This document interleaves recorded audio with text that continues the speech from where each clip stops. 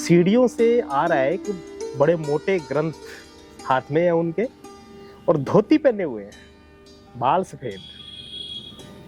और मैं देख रहा हूँ तो मैंने बगल वाले किसी से पूछा कि ये महाशय कौन है। उन्होंने कहा इनको नहीं जानते आप? अरे ये तो फिलोसफी डिपार्टमेंट के हेड हुआ करते थे कभी। अच्छा, नाम तो सुना, सिन्हा जी यही है क्या? तो हाँ यस, सिन्हा जी है ये। मित्रों नमस्कार। आप सब जानते ही हैं कि लगातार गुरुदेव डॉक्टर हिम्मत सिंह सिन्हा जी के विषय में हम सबसे बात कर रहे हैं और एक तरह से उनके भाव में बने रहने का पूरा प्रयास कर रहे हैं।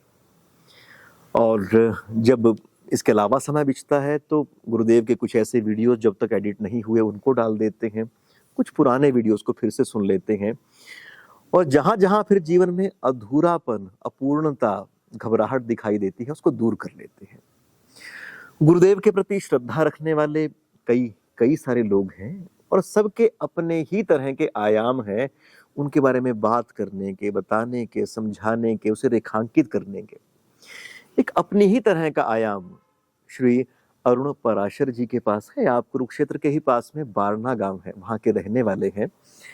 आपका खेती का काम रहा है, आढ़त का काम रहा है, पर जिस तरह से माँ शारदा के अन्यतम पुत्र आप हमेशा बने रहे और आपने ही अपनी विरासत परिवार से पाई है, तो विशुद्ध रूप से ज्ञाननिष्ठ होकर आपका पूरा परिवार और विशेषतः उस धरोहर को आप धारण करने वाले रहे हैं। तो उनसे हमने निवेदन किया है कि गुरुदेव के विषय में वो कुछ बताएं। उनको उन्होंने लगातार देखा है, कैसी वो पर्सनैलिटी थे, किस तरह से उनको याद करते हैं और किस तरह से उनको हम आने वाले समय के लिए संजो सकते हैं। तो आइए इन तमाम बातों के अंदर उतरते हैं और एक बार फिर से गुरुदेव डॉक्टर हिम्मत सिंह सिन्हा मय हो जाते हैं। डॉक्टर सिन्हा गुरुदेव जी हमारे बीच में नहीं रहे, तो सबसे पहली आपको जो स्मृतियां उनके विषय में याद पड़ती हैं वो कब की हैं, वो किस तरह की हैं? और फिर वो धीरे धीरे जो छवि जो पहली दफे आपने देखी, क्या वो बदलती भी रही है? तो उस यात्रा के बारे में थोड़ा सा हमें बताएं। वो मैं यूनिवर्सिटी कॉलेज में पढ़ता था तो पहली बार चले जाते थे जवाहरलाल लाइब्रेरी में। वैसे तो कभी कभी जाना होता था, तो एक दिन गया तो सीढ़ियों से आ रहा है कि बड़े मोटे ग्रंथ हाथ में है उनके और धोती पहने हुए हैं, बाल सफेद। और मैं देख रहा हूँ तो मैंने बगल वाले किसी से पूछा कि ये महाशय कौन है। उन्होंने कहा इनको नहीं जानते आप? अरे ये तो फिलोसफी डिपार्टमेंट के हेड हुआ करते थे कभी। अच्छा, नाम तो सुना, सिन्हा जी यही है क्या? तो हाँ यस, सिन्हा जी है ये।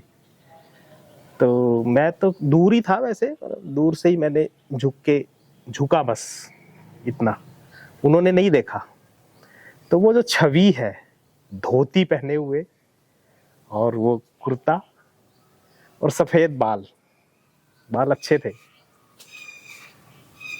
फिर जब भी कोई भी ऐसा सेमिनार, कोई समारोह, यूनिवर्सिटी की कोई गोष्ठी यूनिवर्सिटी कॉलेज में हो या फिर कहीं हो, तो वो अक्सर दिख जाते थे और मंच पर दिखते थे और उनका अभिभाषण होता था। वो तो बस जब बोलते थे। अच्छा, एक दिन क्या हुआ, कुछ दिनों के बाद ना वही लाइब्रेरी में ही एक धोती पहने हुए, बड़ा मतलब लाल चेहरा और धवल बिल्कुल सफेद, इनका जो ये कुर्ता था ये सफेद नहीं था। उन दिनों धोती सफेद थी और कुछ कुर्ता ऐसे रंग का या कुछ ऐसा था वैसा। पर उस दिन उस व्यक्ति को, जो मैं क्योंकि कभी कभी जाना होता था और एक दो बार ही देखे उन दिनों, तो एक व्यक्ति आया और वो भी ऐसे ही बिल्कुल सीढ़ियों से उतरते हुए, देखो मतलब चांस की बात है, उन्हीं सीढ़ियों से वो उतर रहे हैं और हाथ में उनके बहुत सी पुस्तकें हैं पर फर्क ये है, लंबाई उतनी है, कद उतना है उनका, पर यहाँ पे कुछ सोने का उन्होंने डाला हुआ है और ऐसे लगते हैं कि लाल बिल्कुल चेहरा, इनका तपा हुआ शरीर लगता है और वो ऐसे लगते हैं कि रोबीला चेहरा। मैं हैरान कि यार ये बदल कैसे गए। तो फिर मैंने ध्यान से देखा कि नहीं नहीं वो तो नहीं है ये। फिर किसी से पूछा कि ये कौन है। जब उन्होंने कहा स्थाणुदत्त शर्मा जी, तो मुझे ध्यान आया कि पिताजी ने स्थाणुदत्त शर्मा जी का तो बहुत बार जिक्र किया है कि यहाँ पंडित जियों के पास आते थे और किताबें, ऐसी सी बातें।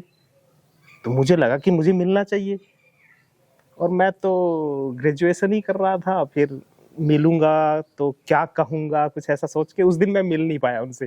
पर मैं ये जो बात कह रहा हूँ कि धोती पहने हुए केवल 2 या 3 व्यक्ति मुझे यूनिवर्सिटी में उन दिनों दिखाई देते थे। ये जो छवि एक बार देख ली, अब वो आपसे भी बातें हुई, कितनी बार मिला भी, पर वो जो है उसमें व्यक्तित्व में ऐसा कुछ ज्यादा अंतर नहीं मुझे दिखाई देता था आज भी। इतने अभी तो आपके साथ जो बातें होती थी, अब तो 90 से ऊपर आ गए थे वो, पर मुझे यूं ही लग रहा था कि वो यूनिवर्सिटी कॉलेज में जो देखता था मैं, वैसे ही बोलना उनका, एक अपनी लय में बोलना और चीजों को कुछ अलग दृष्टि से देखते हुए। तो वो अंतर, मतलब वो कहते हैं ना कि उस जब बच्चा बड़ा होता है फिर उसके चेहरे मोहरे पर कुछ बदलाव आता है, फिर धीरे धीरे धीरे धीरे बहुत सी चीजें बदल जाती हैं, पर उनका जो बाहरी स्ट्रक्चर था वो जितना उन दिनों आकर्षक था वैसा ही अब था। आपके साथ उस दिन में गया तो वही बात, और शहर में जितनी भी बार मैं मिला उनसे, तो उसी छवि में धोती, वही कुर्ता और वही उनका बोल, कड़ाके का बोल। कुछ और ऐसे प्रसंग ध्यान आते हो कि उन्होंने तुरंत से जवाब दे दिया, या उनके बारे में कोई खास तरह की बात आपके सामने हुई हो? अरे वो तो जब कोई बोल रहा होता है ना, जैसे होता क्या था, अभी थोड़े दिन पहले ये जो नंदा संस्थान है, सिटी के बिल्कुल सेंटर में ही पड़ता है, तो ये वहाँ पे लाइब्रेरी का एक हॉल है, और वहाँ डॉक्टर सुरेंद्र मिश्रा जी रिटायर होने के बाद इसके वो बना दिए, वो चेयरमैन संस्थान के। तो उनसे काफ़ी था हमारा, क्योंकि पंडित जियों के कारण ना, एक तो डॉक्टर श्री कृष्ण शर्मा जी और एक डॉक्टर सुरेंद्र मिश्रा जी, वो अक्सर कोई भी सेमिनार हो संस्कृत का या दर्शन का, वो हमें ज़रूर याद करते थे, चिट्ठी डाल के। पहले चिट्ठी चलती थी और अब मोबाइल से वो हमें सूचित जरूर करते थे। ये मतलब हमारा सौभाग्य ही है कि भाई इस तरीके से हम जुड़े रहे। तो जब वो संस्थान में चेयरमैन बने तो उन्होंने मुझे लिखा कि ऐसे करके व्हाट्सएप कर दिया कि हर शुक्रवार को हम मिला करेंगे। तो मुझे भी बड़ी उत्सुकता हुई और मैं मतलब जाना भी शुरू कर दिया। तो उसमें मैं देखता हूँ कि हर शुक्रवार को जो अध्यक्षीय भाषण होता है उस क्लास का, वो सिन्हा जी लेते थे। तो उन दिनों लगातार मैं गया। होता क्या, सिन्हा जी जैसे कोई और बोल रहा है, मान लो एक दिन की मैं बात बताऊं, अंबाला से कोई रामायण और रामचरितमानस के ऊपर कुछ संस्थान बनाया किन्हीं लोगों ने। तो वो क्या करते हैं कि अलग अलग पुरानी पुस्तकों का जो एडिशन है, किसी के पास कोई पड़ा होगा तो उसका इकट्ठा करते हैं, वो यही काम है उस संस्था का। और फिर उसमें वो सिमिलरिटी ढूंढते हैं या कुछ अलग चीजें हैं, किसी प्रकाशन ने कुछ अलग कर दिया हो, इसके ऊपर काम करते हैं, बहुत अच्छा है। तो उसके ऊपर वो कुछ बोल रहे थे, तो बोलते बोलते सिन्हा जी से रुका नहीं गया। कुछ ऐसी बात हो गई थी, वो एग्जैक्टली मुझे याद नहीं, पर बीच में उठ गए सिन्हा जी कि एक मिनट। तो सुरेंद्र शर्मा जी ने उनको कहा कि डॉक्टर साहब थोड़ा 1 मिनट उनको बोलने दो। अरे उठ गए और उठ के उन्होंने बोलना शुरू कर दिया और फिर बोले। उस बेचारे की तो बात कट गई और उन्होंने जो प्रतिष्ठापित करी अपनी बात, ओ हो, सब चुप, पिन ड्रॉप साइलेंट, बस। और फिर बोलते रहे तो 25-30 मिनट बोले। फिर मतलब जो दिमाग में आ जाती थी ना, तो वो निर्भीकता से बोल देते थे बस। और ये बात है ना, अभिव्यक्ति की स्वतंत्रता की सजगता जो जिसे कहें, ये जबरदस्त थी, ये जबरदस्त थी। यानी कि उनके जो ज्ञान का जो हम ये जो प्रभाव है, उसके पीछे उनकी जो सहज उत्कट स्वाभाविक अभिव्यक्ति है वो है। हाँ, मतलब उन सब से परे होकर जब वो बात अपनी रखते थे, तो फिर वो ज्ञान वही आता था जो आना, मतलब उसमें अपने आप को वो अलग कर देते थे और ज्ञान फिर अपनी गति पा जाता था। बिल्कुल बिल्कुल बिल्कुल सही बात कही आपने। मीन्स जिसको कहे ना कि एक्चुअल में हुआ ऐसा था, वो साक्षी बन जाते हैं। फिर तो वो बस धारा प्रवाह वही निकलता है जो निकलना चाहिए, जो एग्जैक्टली होता था सच में। अच्छा, दूसरी बात, उनकी भाषा में सहजता से जो निकलता था ना, अलंकृत, ऐसा नहीं था कि अलंकृत करके कुछ ऐसा साहित्यिक शब्द जोड़ेंगे और फिर अपने को स्थापित करने की बात, मतलब ऐसा कुछ कोई तैयारी नहीं, बस बोल रहे हैं तो निकल रहा है। एक बार मैं आप उनसे कुछ बात कर रहे थे और मैं सोच भी रहा था कि कितने लोग फिलोसोफर हुए होंगे, पूरी सूची है, उसमें उनका नाम नहीं है। उस सूची में यदि अंतरराष्ट्रीय स्तर पर जो फिलोसोफर्स की सूची, हमारे यहाँ तो राधा कृष्ण पर आकर बंद हो जाती है, पर मुझे ये लगता है कि सूची में नहीं है परंतु श्रेणी में है। उनका जो स्तर है ना, लिस्ट में नहीं होगा पर उनका स्तर है ना, क्योंकि मैं भी थोड़ा बहुत पढ़ता हूँ फिलोसोफर्स को, वो स्तर, ओहो, मेरे यहाँ है। यदि मुझे कोई स्वतंत्र रूप से कहे कि तू सूची बना, तो मैं उनका नाम डालना चाहूंगा, क्या डल जाएगा वो। तो आपको क्या लगता है कि ऐसे कौन से विषय रहे जिसके साथ तो उन्होंने कमाल ही कर दिया हो? छांटना तो बहुत मुश्किल है, पर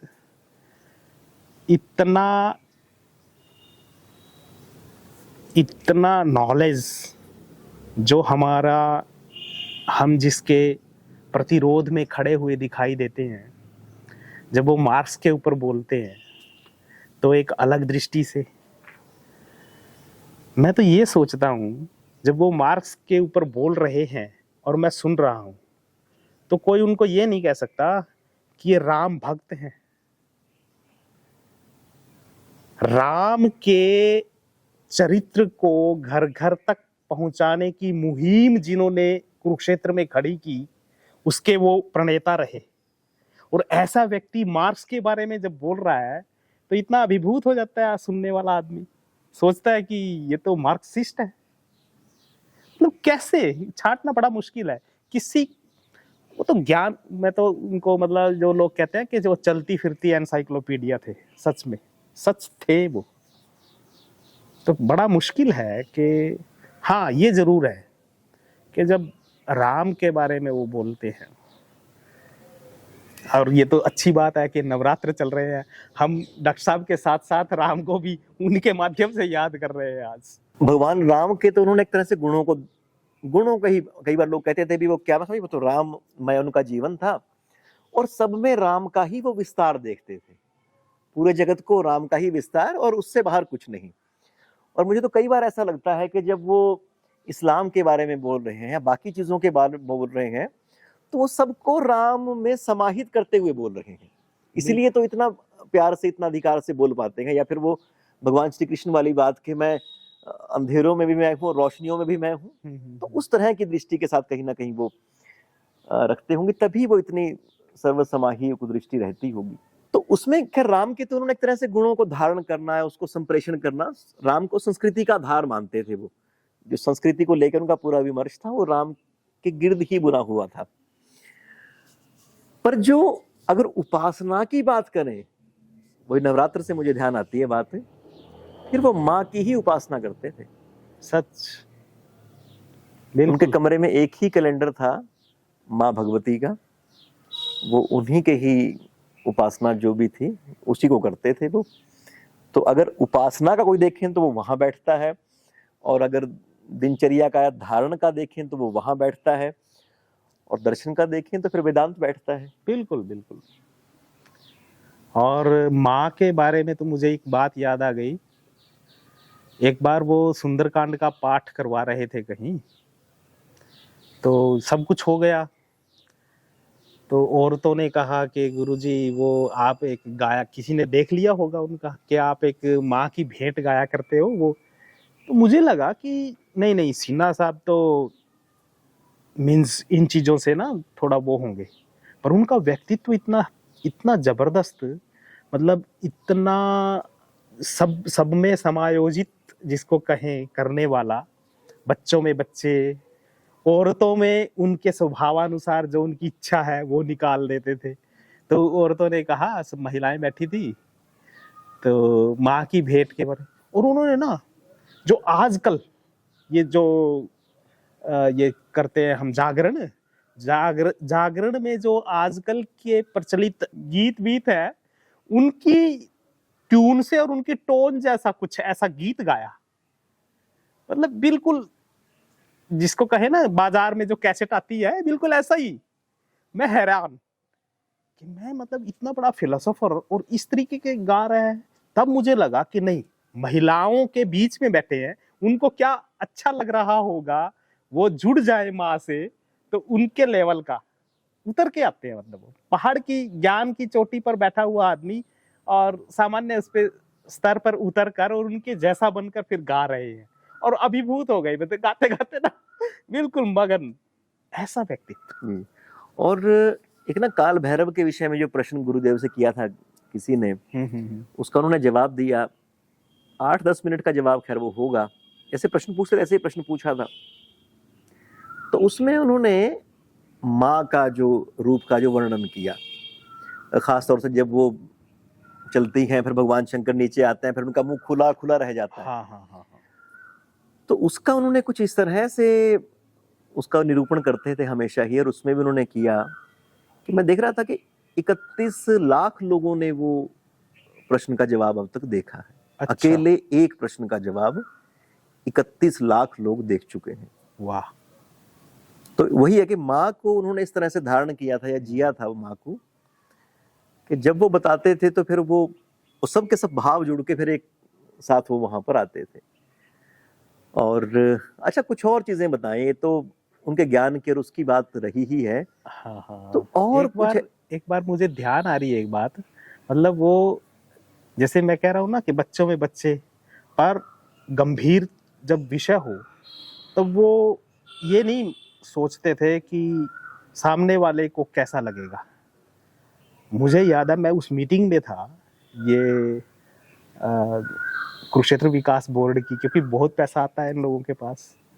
उनकी मीटिंग चल रही थी गीता जयंती से पहले, जब तो ये शुरुआत ही हुई थी। मतलब ये इसका नाम, ये जो समारोह चल रहा है गीता जयंती समारोह, इसका नाम पहले साल कुछ और रखा था उन्होंने, कुरुक्षेत्र उत्सव भी रहा इसका नाम, उत्सव, फिर इन्होंने महाभारत उत्सव ऐसा कुछ करके ऐसे। तो उन दिनों की बात है, एग्जैक्टली मुझे ये नहीं ध्यान है कि कौन सा सन था, पर बैठे हुए थे क्योंकि हमारे रिश्तेदार थे वो उसमें डीसी के कार्यालय में, और इनकी मीटिंग चल रही थी वहीं केडीबी में। तो बड़ा बखान कर रहे थे कि हमने ये शुरू किया है, ये ऐसे ऐसे करके।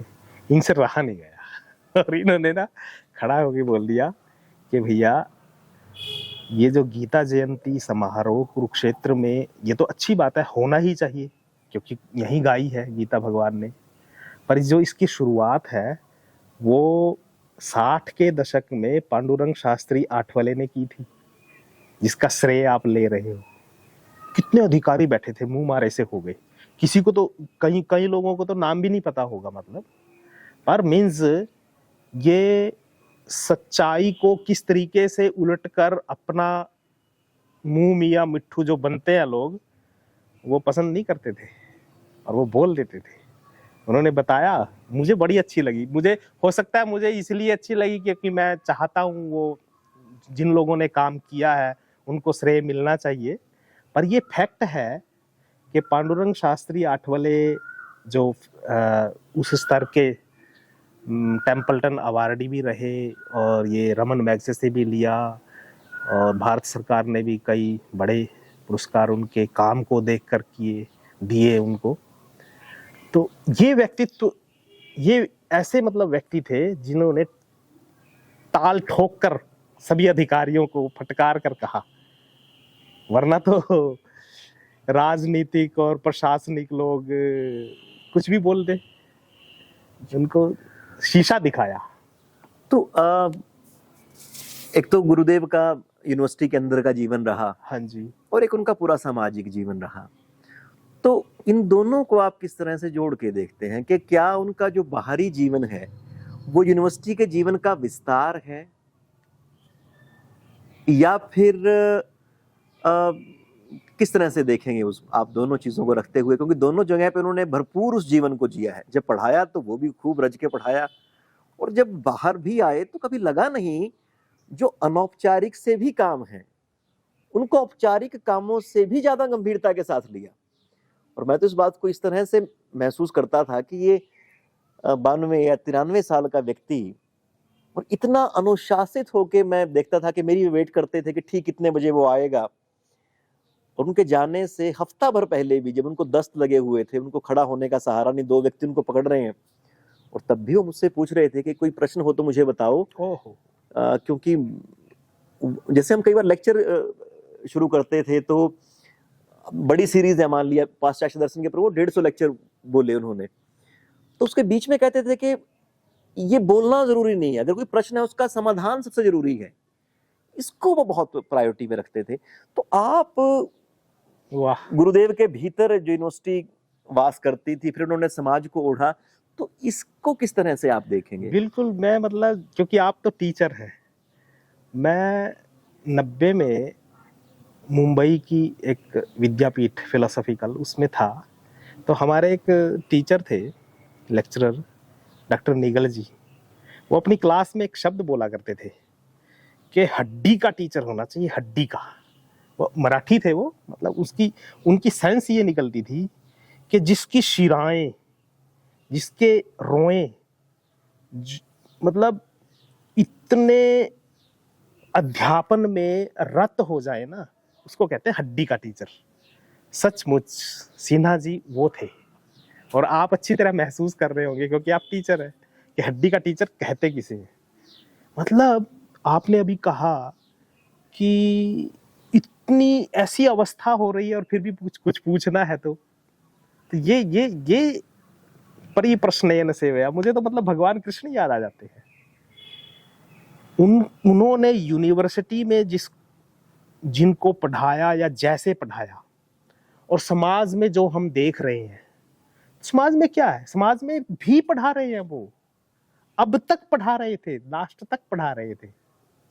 और विकास जी, मैं तो देखो एक बात आपको कहूंगा कि उन्होंने जो पढ़ाया और समाज में भी पढ़ाते रहे, जिन लोगों ने उनको देखा चलते फिरते घूमते, बातचीत की, तो वो बातचीत खाली स्मृतियों में व्यक्तिगत रूप से तो रह जाती है, परंतु अनटू द लास्ट वो बनी रहे, ऐसा काम आपने किया। मैं मतलब ये भले ही मतलब मुझे बोलते हुए या आपको कैसा लगता होगा पता नहीं, पर मैं इसको कोट करता रहूंगा और ये बहुत जरूरी बात है। और मुझे आप रिकॉर्ड कर रहे हैं तो मैं हर एक व्यक्ति को ये बात बोलता हूं कि सबसे अधिक जो सिन्हा जी को लोगों के दिमाग में उनके स्मृति स्थल पर, यहाँ पटल पर जिस व्यक्ति ने बिठाया है वो आप हैं। मुंह पर बोल रहा हूं मैं, उसको आप कैसे ले रहे हो मुझे पता नहीं। यूनिवर्सिटी में पढ़ाते हुए और समाज में इतने विस्तृत रूप से उन्होंने जो दिया हमें, हम कुरुक्षेत्र वासियों को नहीं बल्कि पूरी सोसाइटी को, उसके एवज में दर्जनों तो नहीं कहूंगा पर हजारों व्यक्ति जुड़े रहे होंगे, पर उसके एवज में किसी का काम दिखाई नहीं देता दोस्त। वो एक व्यक्ति है, वो मैंने फेसबुक पर भी डाला था कि रामकृष्ण को नरेंद्र मिला था और सिन्हा जी को विकास मिला है।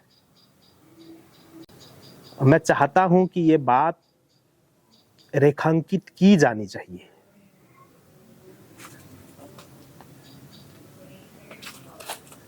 ज्ञान उनके साथ या कुछ व्यक्तियों तक सीमित रहकर चला जाता, पर यह बहुत बड़ा काम है। अच्छा, मुझे तो हालांकि सब लोगों को ज्ञानी तो एक तरह से थे ही, मुझे तो ज्ञान के अलावा, क्योंकि जो सामीप्य होता है उसमें ये लगता है कि जो ज्ञान है उनके पर्सनैलिटी का बाई प्रोडक्ट है। तो एक पेड़ तो बहुत बड़ा होता है ना, सेब तो छोटा सा होता है जो उसमें से उतरता है। तो ऐसा ही लगता था कि ज्ञान तो है, वो सबके लिए है ही है, पर जो उनके पास में बैठ के जो आपके अंदर की ऊर्जा का जो स्तर बदल जाता है, वो जिस तरह से मतलब छू लेते थे लोगों को भी समझाने के लिए, उनके छूने में जो ऊष्मा, जो बड़प्पन, जो हौसला देने की जो चीज थी, मुझे लगता है कि वो बहुत चीज है जो मुझे तो खैर अक्सर याद आती ही है। और मैं तो बहुत बार लोगों से कहता हूँ कि भाई 4 महीने में मैं तो 2 दफे अनाथ हो गया, पहले पिताजी चले गए और अब गुरुदेव चले गए। तो आप कुछ ऐसी चीजों को बताएं उनके ज्ञान के अलावा, जो चीजें बड़ी ही आपने अनुभव भी की होंगी अलग अलग तरह से, और आप जिसको मानते हैं कि हाँ उन चीजों को बताएं तो तब एक उनकी और खुल के तस्वीर बनेगी।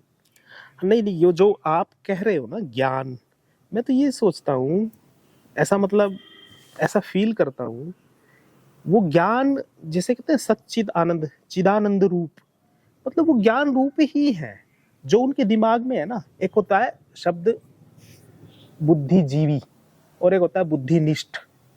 बुद्धिजीवी तो है कि भाई किसी को अपने को प्रतिष्ठित करने के लिए या जीविका के लिए या किसी और काम के लिए अपनी बुद्धि को प्रयोग करके और ऐसे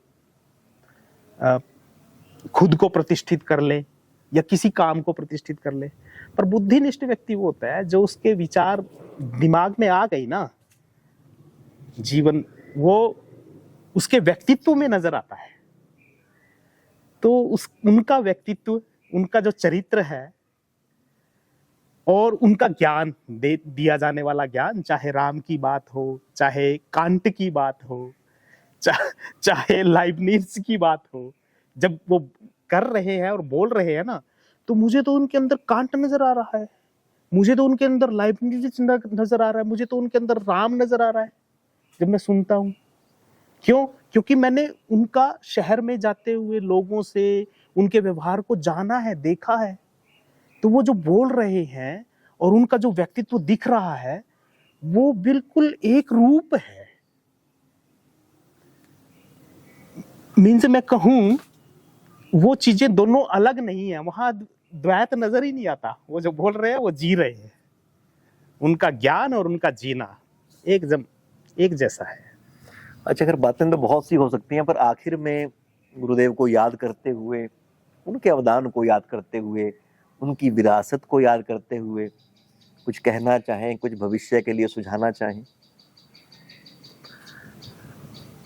मैं फिर से वही बात बोल रहा हूं कि जो विरासत की बात आपने करी, उनकी विरासत को आपने जो जिस तरीके से या संजोर रहे हैं, बस ये हो जाए तो बहुत बड़ी बात।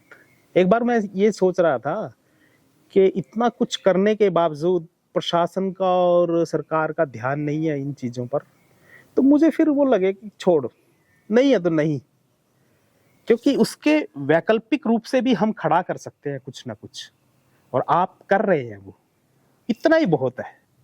और ये चला जाए लोगों तक दूर, दूर दूर तक भी, समीप के लोगों पर भी, और खासकर इस सराउंडिंग में ऐसा कुछ हो, कुरुक्षेत्र के लोग उनको, क्योंकि इसके माध्यम से बहुत दूर के या इससे जुड़े हुए लोग तो जुड़ गए, पर सराउंडिंग में, मतलब ये है यूनिवर्सिटी के आसपास जितने जितने एक बौद्धिक स्तर के लोग हैं वो तो जानते हैं, पर सामान्य तक भी ये बात, जिस तरीके से वो राम को पहुंचाते थे ऐसे हम उनको पहुंचा सके, ये ऐसे, तो ये बड़ी बात होगी तब उनकी, और वो आप बखूबी कर रहे हैं, मुझे ऐसा लगता है। बस मैं तो यही कहूंगा कि ये नमन होगा उनका, और उस व्यक्तित्व को कैसे हम भूल सकेंगे। एक बार आपने कोई पोस्ट डाली थी उनकी बेटी की,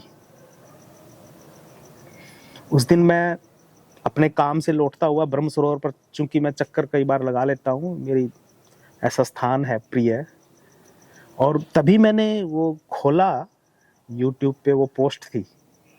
ओहो, उन्होंने जो बातें बताई, मैं मतलब सच में उस दिन यदि मेरे पास कुछ होता तो मेरी वो आप देखते, मैंने वो देखा, बीच में रोका थोड़ी देर फ्रेश होने के लिए, क्योंकि मैं रोता रहा, इतना भावुक हो गया उस पोस्ट से मैं, कि कितने महान व्यक्ति थे वो, कितने अच्छे गृहस्थ थे, और गृहस्थ रहते हुए भी इतना सन्यासी जैसा जीवन, कमाल का समन्वय, हर चीज, मतलब यदि उनको कहे ना एक शब्द में बोलो, तो मैं कहूंगा कि समन्वय यदि किसी के व्यक्तित्व में देखना है सब चीजों का, तो वो कुरुक्षेत्र के डॉक्टर हिम्मत सिंह सिन्हा जी में देखो।